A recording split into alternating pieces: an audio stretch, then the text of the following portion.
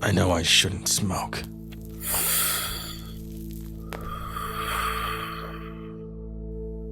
I know it's slowly killing me, but maybe that's what I want.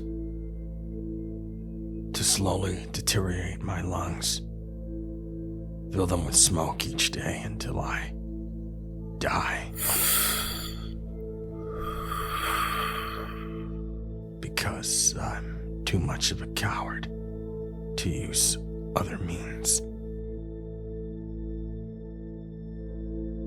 The number of times I've held the cold metal barrel of my .45 to my mouth and become possessed with fear is more than I can count. I did something unforgivable. It wasn't an accident. It wasn't a mistake.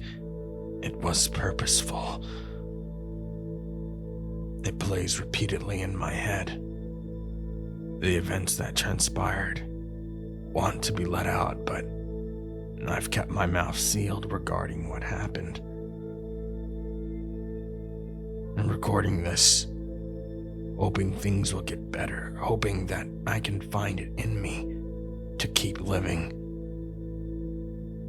After what I did, I'm not so sure I deserve to keep living, but if someone else stumbles on this, I want you to be the judge and tell me, am I a good person?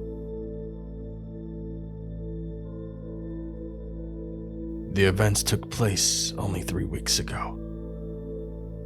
I work as a fire watcher on a secluded lookout tower located in the Redwoods in California. It's a pretty stress-free job, and usually there's nothing to report.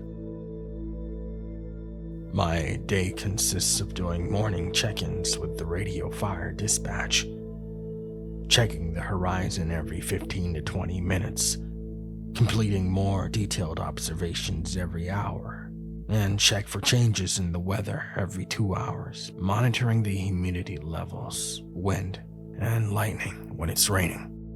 I started as a volunteer when I was in my early 20s, and I still found myself absolutely in love with being a fire watcher in my mid-30s. Most days I'm able to read, write, meditate, or even gaze at the wildlife below. And coming from a family of 12, there wasn't much silence or moments of peace during the day, which is what I believe drew me to this occupation the most. As a person that didn't have to have a lot of social interaction with others, the lookout was perfect. The job was perfect. And I was perfect for it.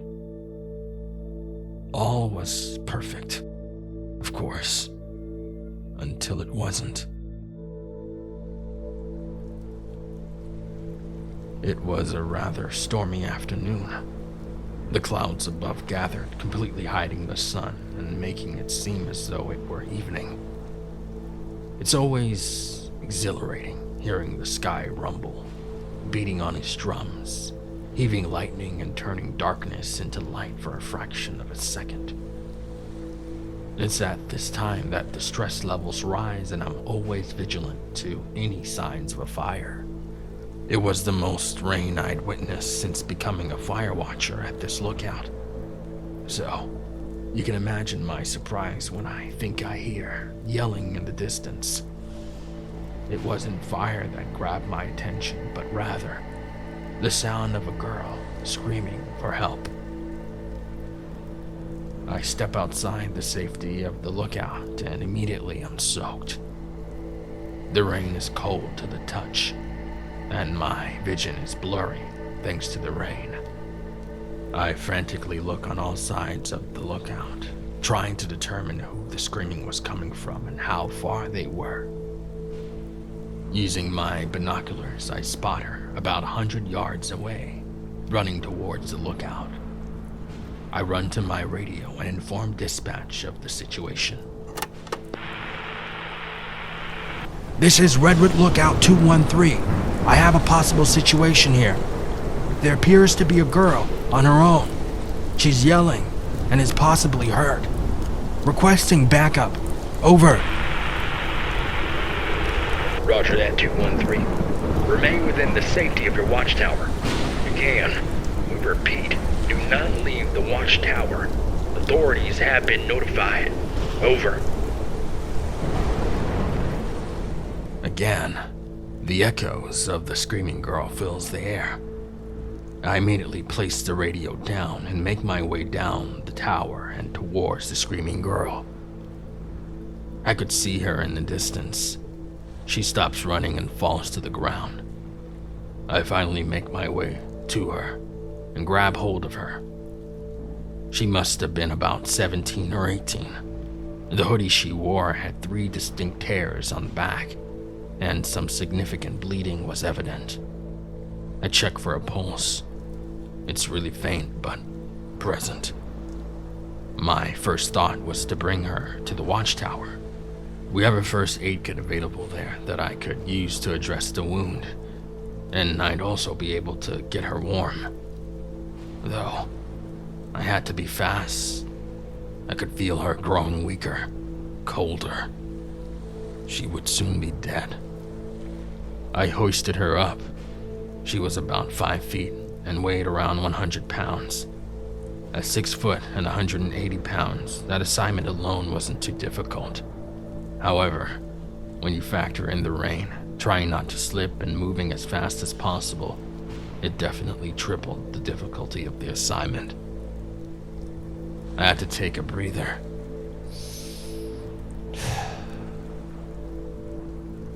It was at this moment that a thought crept into my head when I heard the sound of something breathing.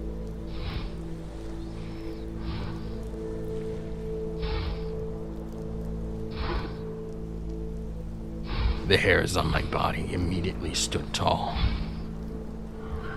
and I felt a chill like no other run through my body. It was the feeling of fear. In the moment of chaos, I had forgotten one key detail, and that was that the girl was screaming for help as she ran towards the tower. If you factor in the blood, it was clear that she was running away from something.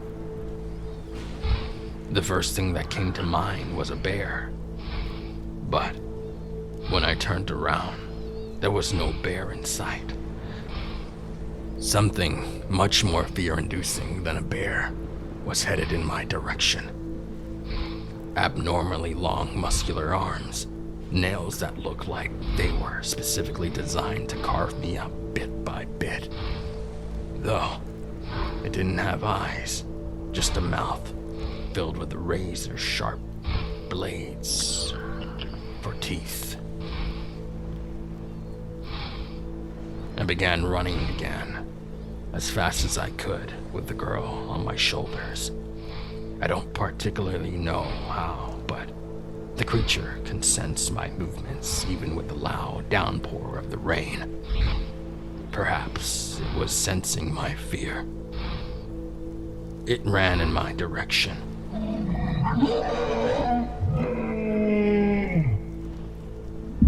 And in that moment, I was forced to make a choice. I dropped down to my knees. I don't spend a second contemplating it. If I leave her behind, I could run to the watchtower and save myself.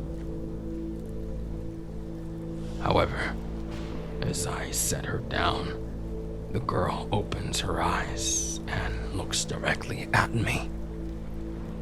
Please, don't leave me. Fear was written all over her face, tears running down her cheeks. There were no tourist attractions for several miles. She must have escaped from the creature and been on the run for a while. Still, it takes me a fraction of a second to make my choice. I leave her and I don't look back. I hear her screams, and I don't look back. Please, please, help me, she says. But I don't look back. I run into the tower, lock myself in, and hide within a corner. Eventually, the rain stops, the authorities arrive, and I tell them everything, leaving out the part about how I abandoned the helpless girl when there was a chance that I could have saved her. Instead, I was a coward. It's been eating me alive. That and the fact that I'm being gaslighted and labeled as crazy for my account of there being a creature. I've lost my job, my source of happiness, and my peace. However, none of that matters.